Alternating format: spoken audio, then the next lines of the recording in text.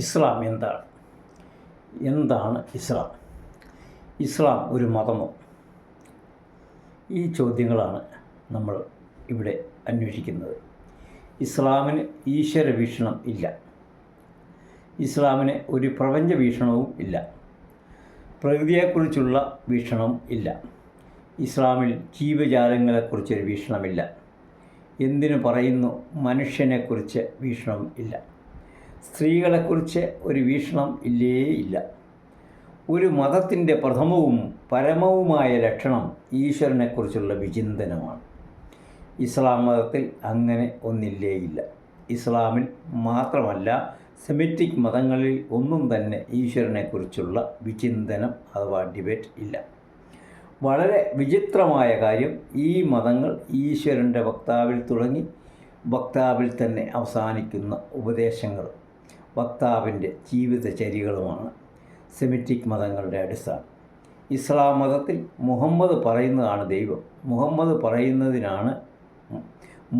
പറയുന്നതും ചെയ്യുന്നതുമാണ് ആചാരം. അവിടെ നിങ്ങളുടെ ബുദ്ധിക്കും യുക്തിക്കും ഒരു സ്ഥാനവുമില്ല.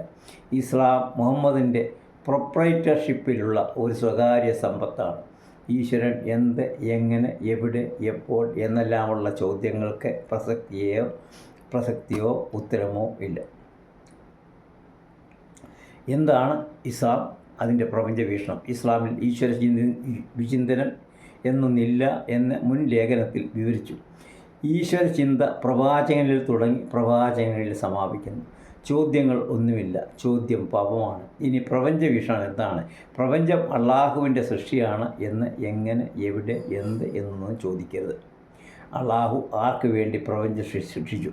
മനുഷ്യന് വേണ്ടി അല്ല, പുരുഷന് വേണ്ടി അല്ല, മുഹമ്മദിന് വേണ്ടി. എല്ലാ പ്രായോഗിക അർത്ഥത്തിലും മുല്ല, മുഫ്തി തുടങ്ങിയ ഇസ്ലാം മത പുരോഹിതർക്ക് വേണ്ടി.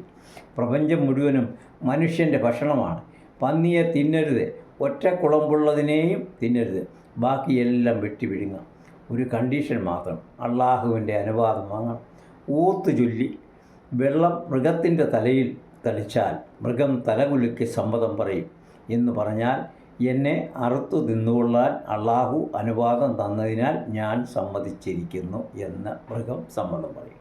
പ്രകൃതിയെ വെട്ടി വിഴുങ്ങുന്നതിൻ്റെ പരിണാമം പ്രകൃതിയിൽ കണ്ടു തുടങ്ങിയിരിക്കുന്നു.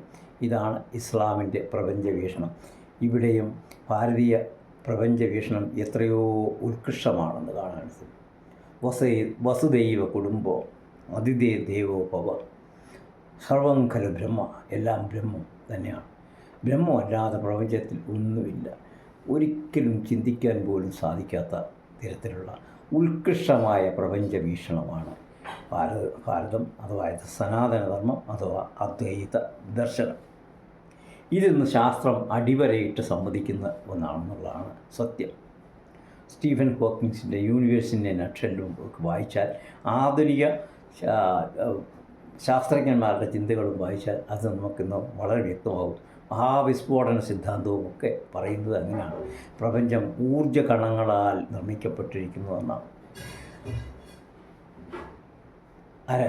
ശിവാരവിന്ദ് എന്ന ഭഗവത്ഗീതയുടെ വ്യാഖ്യാനത്തിൽ പ്രൊഫസർ ജി ഗോപാലകൃഷ്ണൻ സാർ പറയുന്നത്, വിവിധ തരത്തിൽ മനസ്സ് ഘനീഭവിച്ചതാണ് പ്രപഞ്ചം.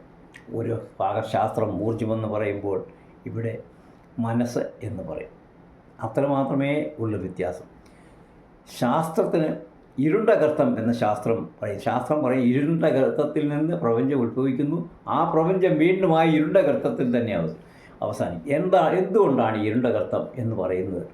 അതായത് മനുഷ്യൻ്റെ ബുദ്ധിക്കും മനുഷ്യൻ്റെ 5 ഇന്ദ്രിയങ്ങൾ കൊണ്ടും മനുഷ്യൻ നിർമ്മിച്ചെടുത്ത ശാസ്ത്രോപകരണങ്ങൾ കൊണ്ടും തിരിച്ചറിയാൻ സാധിക്കാത്ത എന്തോ ഒന്ന്, ഒരജ്ഞാത വസ്തു, അതാണ് ഇരുണ്ട ഗർത്തം എന്ന് പറയുന്നത്.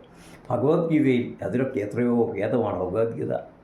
അവ്യക്താവ്യക്തയ സർവ പ്രഭവന്ത്യാരാഗമേ രാത്രാഗമേ പ്രലീയന്തി തത്രയ്യ വ്യക്തസജ്ഞക എന്ന് ഭഗവത്ഗീത പറയുന്നു. പ്രപഞ്ചം ഉണ്ടാകുന്ന അവ്യക്തത്തിൽ നിന്നാണ്. അതായത് ഇന്ദ്രിയങ്ങൾക്ക് ഗമ്യമല്ലാത്ത ഒരു സ്ഥാനത്ത് നിന്നാണ് പ്രപഞ്ചം ഉണ്ടാകുന്നത്. അവിടെ തന്നെ പ്രപഞ്ചം ചെന്ന് വിലയിക്കുന്നു. അതായത് പരബ്രഹ്മം എന്ന് പറയുന്ന ഒരു തത്വത്തിൽ നിന്നാണ് പ്രപഞ്ചം ഉത്ഭവിക്കുന്നത്. പരബ്രഹ്മമായി തന്നെ തീരുന്നു. ആ പരബ്രഹ്മമല്ലാതെ വേറെയൊന്നും പ്രപഞ്ചത്തിലില്ല. അതിൻ്റെ വൈവിധ്യമായ രൂപഭാവങ്ങളാണ് പ്രപഞ്ചം എന്ന് പറയുന്നത് എന്ന് ഭഗവത്ഗീത പറയുന്നു, അല്ലെങ്കിൽ അദ്വൈത ദർശനം പറയും. നമസ്കാരം.